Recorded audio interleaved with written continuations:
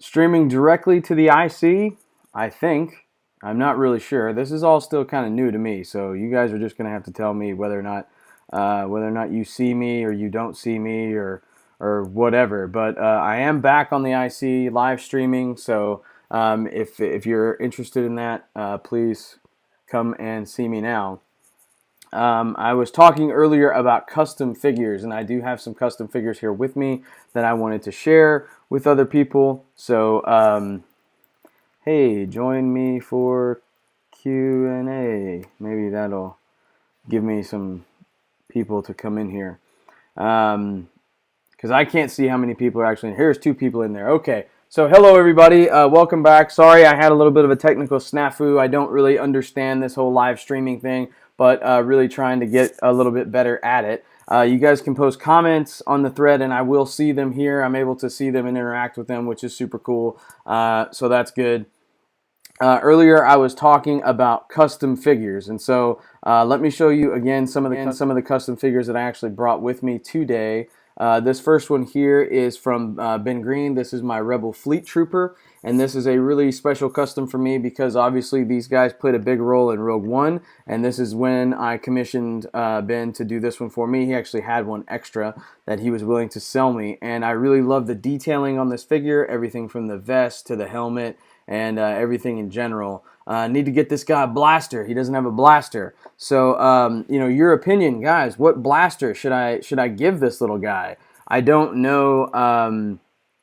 I don't know exactly. What blaster these guys would have. I'm assuming they would have something like a maybe like a Bespin blaster or a not an Imperial blaster, because obviously they're not Imperials, but he's got to have some kind of blaster to fight Vader as Vader comes through that door. So let me know what you think in the comments about what kind of blaster these people should have. Let's see here. So there we go. I've got the custom Rebel Fleet Trooper, which is one of my favorites, and then here is the Tarkin that Michael Redding is actually asking about. So Michael is asking who was the guy who makes the sculpted head Tarkin. The sculpted head Tarkin is actually made by Ben Green.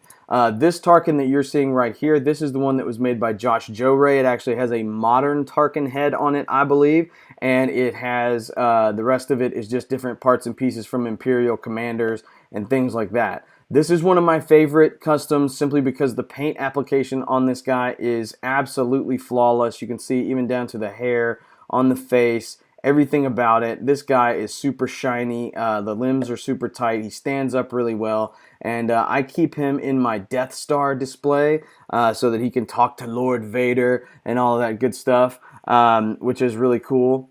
And so very happy with that custom. And Ben does make awesome customs as well. The next one is another one from Josh, and this is my custom Han in Stormtrooper disguise. This is one I think they should have made a long time ago because Han Solo is obviously a part of the movie in a Stormtrooper disguise, much the same as Luke Skywalker is. And this custom actually did come with Han and the helmet, and then I gave him his Imperial blaster because obviously Han carried around an Imperial blaster, which is cool. I'm not sure why they didn't make this figure, but in any case, the custom is really neat. This is just like a hollowed out Stormtrooper head right here, so this is not like an actual, Stormtrooper Luke helmet that I'm reusing or anything. It's just a hollowed out Stormtrooper head.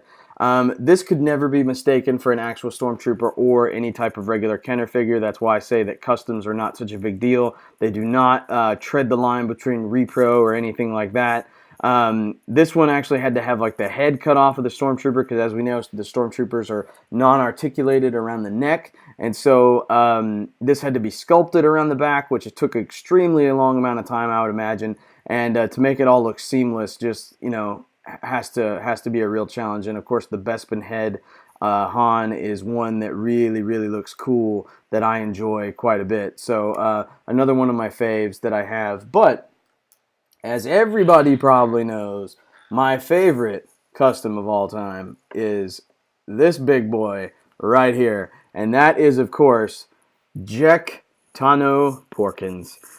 This is the biggest X-Wing pilot in the galaxy, folks, and he is my pride and joy. One of the most favorite things that I've purchased within the last year, bar none. vintage, modern, custom, whatever, this thing is one of my favorites.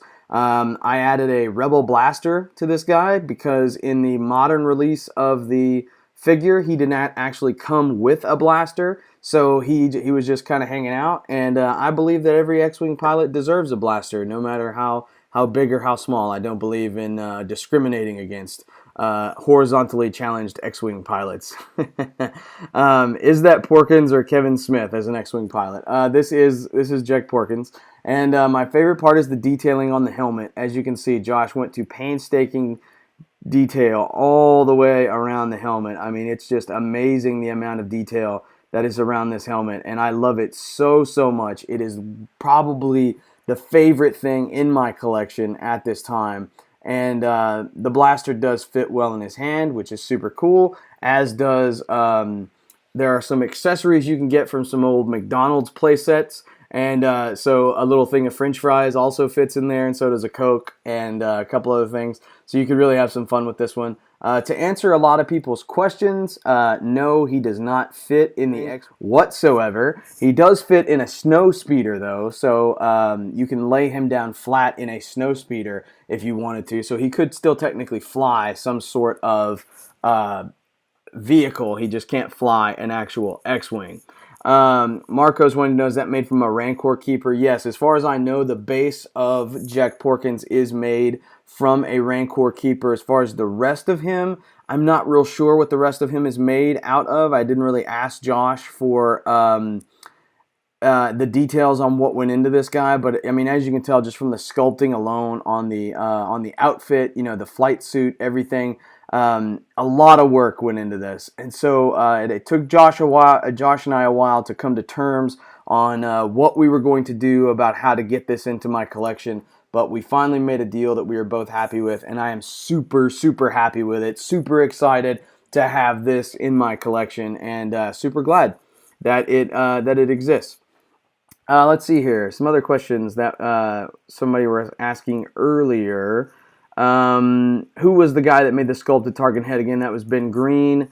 John Blackburn says that they need a Bespin blaster. I would agree. That's probably the closest thing to that that they would have. Marissa just got her custom Tarkin from Ben. Congratulations on that. Let's see here. Is this made from Rancor? I already talked about that. The backdrop is sweet on your set, John Blackburn. Thank you very much. I'm actually in my garage working on the Falcon as we speak. Well, Chewie's back there working on the Falcon. I'm out here talking to you guys. I'm not sure what he's doing, but he's fixing the hyperdrive or something. Something went wrong on the hyperdrive, so he's trying to fix that right now. Matthew Miles, I wish Hasbro would release the 15 droids and Ewoks figures that came out after in 1985.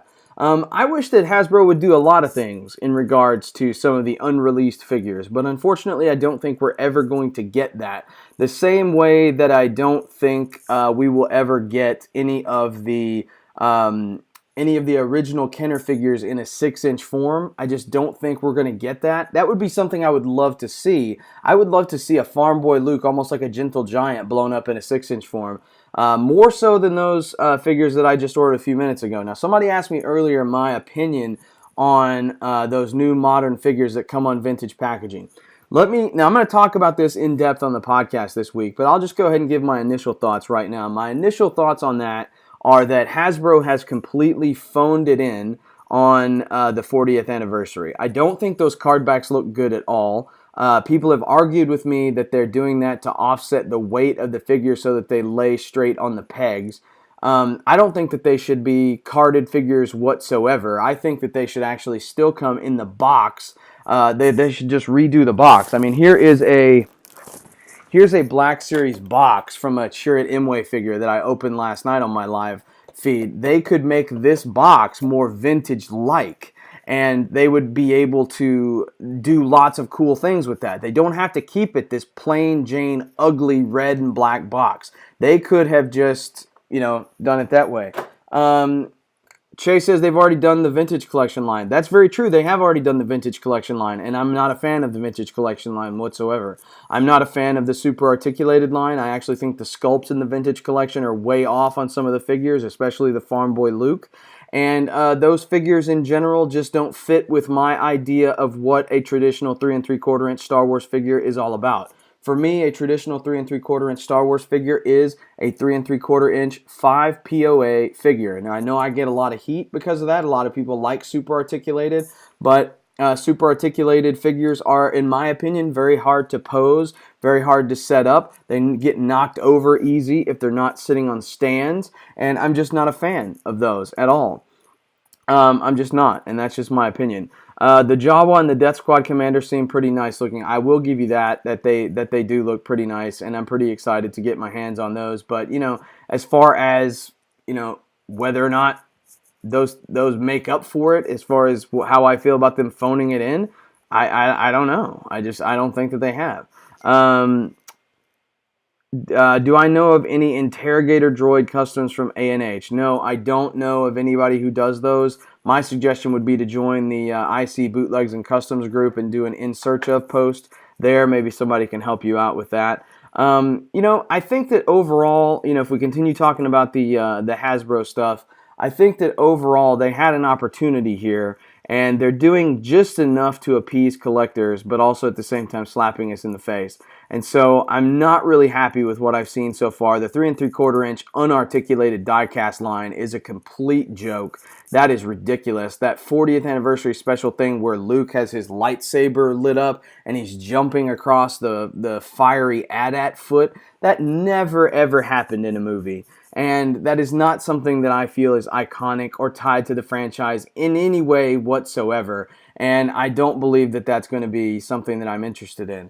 I picked these up just a few minutes ago, and I did it simply because I don't want to wait in line for them at Celebration. Now, will I wait in line for that special exclusive Luke that comes on the holographic background? Maybe. I mean, I'm an X-Wing guy, I'm a Luke guy, so maybe I wait in line for that one, but I don't like that at all. So Marissa says she didn't like the Unleashed figs and she won't like these either. Yeah, I was not a big fan of the Unleashed figures, and I'm definitely not a fan of those. Matthew says problem with super articulation is that every articulation joint seam shows. That's very true. They don't look real, especially if you look at Slave Leia from the 6-inch Black Series line, she looks so ridiculous, almost like a marionette puppet, that it just doesn't look right when it's posed on a shelf. I don't like those at all. Michael Redding didn't think the Unleashed figures were bomb, but why would they basically do it again? I don't know. I mean, did they bomb the first time? I have no idea if they bombed the first time or not. If they did, then I have no idea why they're doing them again. Maybe they're easy to make. They're unarticulated, so with just like a single accessory that comes with them. So maybe they're just easier to make. I don't even know what to say about that. Some other things that I wanted to show you guys pertain to the IC meetup that we are going to have in Orlando, which I hope some of you can make if you can. We do have some buttons. I'm not going to show you the full-on button close-up. We have some buttons that we will be giving away at the meetup, which are super cool, and these are going to be exclusive to people who come to the meetup. So if you come to the meetup, you will actually get one of these. And of course, we will have our special Collector's Galaxy card backs there as well. Here is my card back that I had printed right here. And so these card backs will be there. We will have a limited quantity of these. We will be available to sign your card backs if you want us to sign your card back. On the back of the card itself, it has every one of the IC subgroups, which is pretty cool. And it's also got a link to the Collector's Galaxy podcast, a little QR code that you can plug in and you can check out. So we've got me as part of the series. We've also got Mike in his Boba Fett gear, of course. And all the backs are the same, so no worry about the backs. So there's Mike's card back. We have Trent, of course, the guy who loves the dig. So we've got that, and he'll be there to sign his as well. And then because she got such a great response off of the photos that she posted in the group earlier, I made a card back for my wife. And so my wife, Drew, will be there to show off her card backs and to also have her card back signed if you wanted to. Benny Garcia wants to know, could you get a link to the podcast? Brother, if you're on the IC and you haven't seen the podcast, I don't know where you have been. But yes, the link to the podcast is very simple. It is Imperial Commissary and we link to it constantly, and all of the episodes are archived there. You can also find us on iTunes, Stitcher, Google Play. You can find us on Overcast. You can find us on Pocket Cast. Pretty much any podcasting application. If you search for Star Wars Collectors Galaxy, you will find the podcast. I've also started a brand new podcast called The Resistance, which you can find over at nerdradio.fm. So here's a link to that's .com. Let me do http://nerdradio.fm, not .com. So let's delete that because that actually does not exist. Whoops. Let's close that up. So nerdradio.com doesn't exist. A guy I know actually owns the domain, but he won't share it with me. And so Nerd Radio FM is a podcast network that I'm starting. We're going to have a Star Wars show called The Resistance, which is more film focused, covers more news and things like that. Basically everything that's non-toy related, we're going to be scraping out of the Collector's Galaxy. We're going to be focusing more on vintage toys, doing more Q&A, topics of the week, talking to you guys, figuring out what you want us to say on that podcast, because the Collector's Galaxy podcast is the podcast for the IC, and the IC is all about vintage Star Wars, and that's what we want to make it about. The Resistance podcast is going to be more of a retrospective on Star Wars in general, focusing on the news from the films and the books and stuff like that. This Monday, Tom Burgess, who is the admin over at I Grew Up Star Wars, is going to join me for a retrospective on Episode 4, A New Hope. We're going to do a full-on review show of Episode 4, A New Hope, which is going to be super, super cool. So that episode should drop probably on Tuesday or Wednesday of next week. Marissa says she just started the Walt Vault one. Thank you very much. Walt's Vault is a show that I'm doing with my wife, and that's where we're going to talk about Disney stuff. So we're moving that from, it used to be once a month. We're going to do it every 2 weeks, where we sit down and we watch a movie, sort of like date night, and then we're going to do a podcast about that movie, a Disney movie, and most of those will be cartoons, which is pretty cool. Michael Redding wants to know, does the Resistance talk about how much you guys love the new push-button lightsabers? Just kidding. No, that podcast, that'll be reserved for the Collector's Galaxy. Mike is the one that has the main beef with the push-on lightsaber. Now, I agree that the push-button lightsaber is a little bit of a ridiculous thing. I mean, obviously, lightsabers have turned on for the same way since the beginning of time. They have a slider button that you go, and it slides open, and for whatever reason, they decided to make it go where you push it, and it does it. I don't know. I don't know what they're thinking. I don't work at Disney. I don't work for J.J. Abrams. I have no freaking clue what any of that stuff is all about. But what I do know is that in The Force Awakens, they turned the lightsaber on wrong at least 2 or 3 times. Now, there's one point in the movie where they do turn it on correctly, and I caught that, and I'm glad that I did, because at least somebody there had paid attention, which was super cool. Does anybody have any questions for me that I can answer here? I'm going to stay on. I've been on right now for about 18 minutes. I'm going to try to stay on for about 30 minutes. So if you have any questions about the podcast, about anything you've heard about the podcast, any type of figures, that kind of thing, anything that I can answer, I will do my best to answer it. I am by no means an expert on a lot of stuff, but I can try to answer a few questions if you guys have any. So just fire those up in the chat pod. I'm monitoring that. In the meantime, not a whole lot else I can really talk about that's in here. Didn't bring a whole lot with me because I didn't plan on this being that long. Marissa asked, will all my swag be signed? Yes, indeed. I will sign whatever you want me to sign. Absolutely. I'll sign you, all the card backs, the stickers, the t-shirts, and the whole nine. So everything that I send out to you will definitely be signed without a problem. Will I have any other stuff at Celebration? Yeah, we're going to have, in addition to the card backs and buttons, we are going to have some stickers of the Collector's Galaxy logo. We're going to have some buttons of the Imperial Commissary logo. We are going to have some limited edition t-shirts that will be there. We are going to have a costume contest for the kids, which all the kids will get a prize for participating in. And then, of course, there'll be a special prize. We're going to do a silent auction with some things. I had a poster made. I don't know if you guys saw it or not. I posted a picture of it on the IC. I had a poster made, a 24 by 36 poster made of the Collector's Galaxy podcast. We will have a few of those in Orlando that we will gladly, we're going to sell them because they are quite cost prohibitive to get them to be printed, but we will sell them and we will sign them if you really want us to do that. Michael Redding, do you know if any of the custom guys will be at the Celebration Meetup?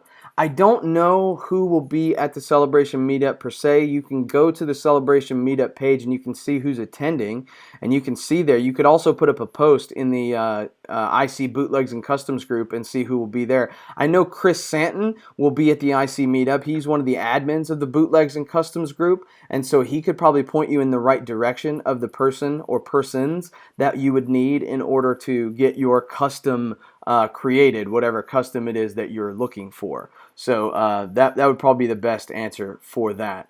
Anything else that I can answer here before I call it a day and actually go get myself some very late lunch or early dinner? Stephen Ward would be there. He's one of the ones who customized our CG figures. That's correct. Yeah, Stephen Ward did do the customs of us. I would have brought my custom one from Stephen Ward in here, but he's actually in an X-Wing inside of a display that I can't get out right now, so I'm not going to have that. Other than the poster, are you selling anything? Most of the stuff that we have will be free giveaways. As far as card backs go, those are free. Buttons are free. Stickers are free, that kind of thing. Still deciding about t-shirts and stuff like that. So we will have some stuff for sale. Not for sure what yet, but most of it will be free. Most of it. Now I say that, but I mean some of it is quite cost prohibitive to get created, so we are going to try to at least offset our cost of renting the room and whatnot by selling a few of our things, yes. So you will be able to get some free stuff, but at the same time you will have to, for some of it, it will be paid. Great show. Thank you for showing. Thank you very much, you guys, for joining. If you want another shot, I can show you the customs one more time before I shut it off here.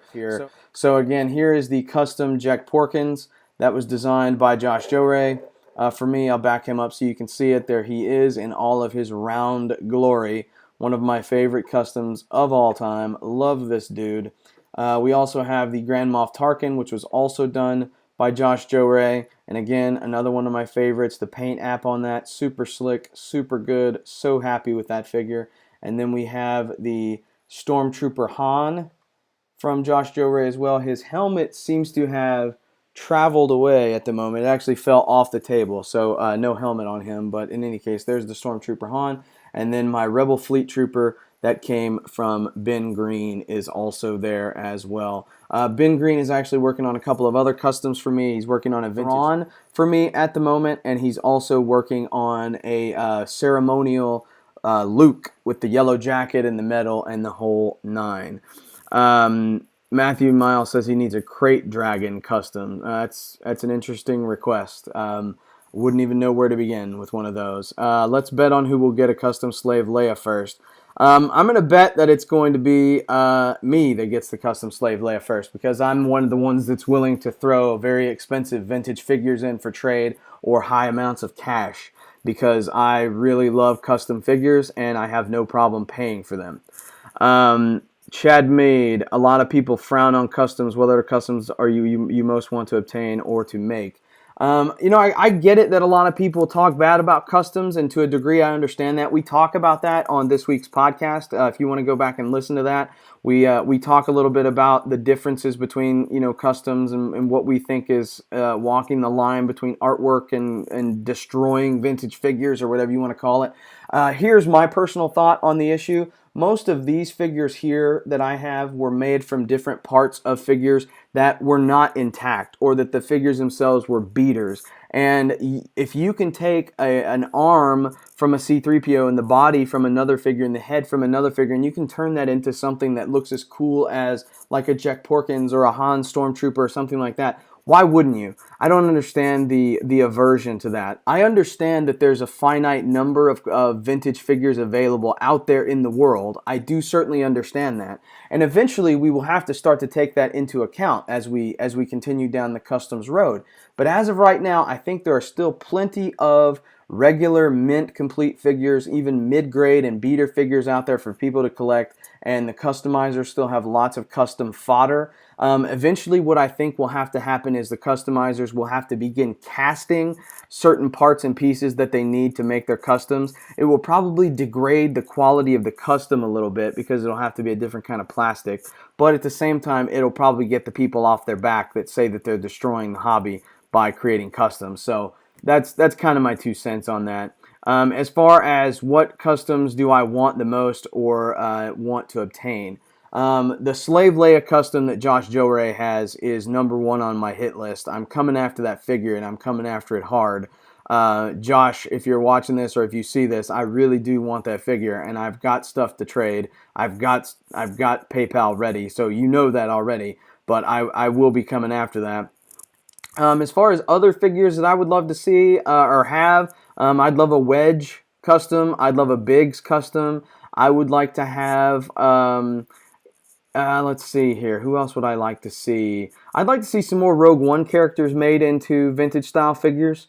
I'd love to see more Force Awakens figures made into vintage style. I would love for every line to be made into the vintage line and look. So a vintage Kylo Ren, a vintage Luke Skywalker, an old man Luke Skywalker custom from the Kenner line would look awesome. I've seen lots of old man Luke customs already that from the Kenner line, and I'm just not pleased with how they turned out. I'm sorry to the people who have made those, but I have not seen one that has just blown my socks off yet. So we'll see. Matthew Miles, maybe Reaction will get a Star Wars license someday. I think there's some people that would love to see that happen and some people that wouldn't. If you ask my buddy Trent Bailey, he would tell you no, because the proportions on those figures are extremely off. Now, if they fixed that and they made it so that they would not be reproducing any of the original ones, like they only produced ones that were never produced, and they got the proportions back down where the head wasn't so big and that the figure stood up a lot nicer, I think it would be cool for Funko to get into that business. I think it really would be. Marissa Martinez, again, Merrick figure. Again, I'm not real high on that character, but okay, if that's somebody you would want to see, absolutely. And that's the thing. I don't fault anybody for wanting any type of custom or any type of figure. That's why I don't hate on people for collecting Power of the Force 2 or for collecting Bendums or collecting beaters or whatever it is that you collect. Because, I mean, I just think that it's however you want to collect is however you want to collect. Star Wars is Star Wars. The only thing that I'm 100% against is repro. I think repro is a stain on this hobby, and I know there's a lot of people that'll fight me on that, and that's fine, but I just don't think that that's a good thing. And that's the only thing that I have anything against. Whatever else you want to collect, feel free to collect it, because that's my main thing. It's your toy. Do what you want with it, and by all means, collect what you love. Don't collect for the sake of collecting. Don't collect to be like somebody else. Don't collect against anybody else. It's not a competition. It's a community, and that's ultimately what this is all about. So, all right. That's going to do it, I think. I've been here almost a half hour. I'm going to try to do this, once a week at least. I'm going to tentatively kind of call this the Star Wars room. Mike and I are still going to do ICTV. We're working out the logistics of that, of having a 2-person shoot in this room, which is, relatively small. And, I'm shooting from the garage, of course, with the Falcon behind me. Side question, can we expect another episode of ICTV, which I just addressed? Yes, we're going to be doing more ICTV episodes. We've got to figure out the video quality and the audio quality and the possibilities of doing 2-camera shoots and things like that, which is sort of difficult with 2 people. It's very easy for me to do this in here because I just have the webcam on my laptop turned on, and then I've got this one other little side cam right here that I can switch to show you guys, like when I want to show you a custom or a card back or whatever it is that I want to show you. So I can just switch easily between those using the software that I have, and I'm really excited about it. So again, to recap everything that we talked about some great customs today that came from Josh Joray and Ben Green. Those are the 2 guys that I go to the most for mine. So if you want to hit them up, please do. They do some really talented work, and I'm very proud of everything that they have put into this. Also, please be sure to check out the Collectors Galaxy podcast. Again, we are available on iTunes. We are available on Stitcher. We are available across the board on multiple places. And you can find most of those by going over to our website, imperialcommissary.com, that has links to that. And so let me put it into the chat one more time. So here is Imperial commissary.com. And I misspelled the link again. Let's just edit that link. Sorry, guys, it's hard for me to type and talk at the same time. You would think it wouldn't be, since I'm the guy who types and talks for a living. And then my new venture that I want everybody to know about is, of course, nerdradio.fm. And Nerd Radio is not just a Star Wars place. It's a place for all things nerdiness. We've got shows on geek fitness. We've got shows on Apple news. We've got shows on tech news. We've got a game show coming up, which will be trivia. We've got me hosting a show called The Resistance, which is going to bring in a lot of different people from around the Star Wars world to talk about the actual films and the news surrounding those films. We've got a new podcast coming out called the Lucasfilm Fan Club, which is going to be once a month where we go and we watch one of the old Lucasfilm movies like Willow, and then we all come together as a panel and discuss it. And I'm getting a lot of people involved that have been involved with Collectors Galaxy in the past, a lot of the big guests, Tom Burgess, Gus Lopez, people like that. I'm talking to these people, trying to get them into the fold. So in any case, thank you guys so much for watching from the hangar, Docking Bay 94. I guess I bid you guys good day, and I hope you have a wonderful weekend, and good luck on your wild hunt if that's what you're doing today. And if not, may the Force be with you always.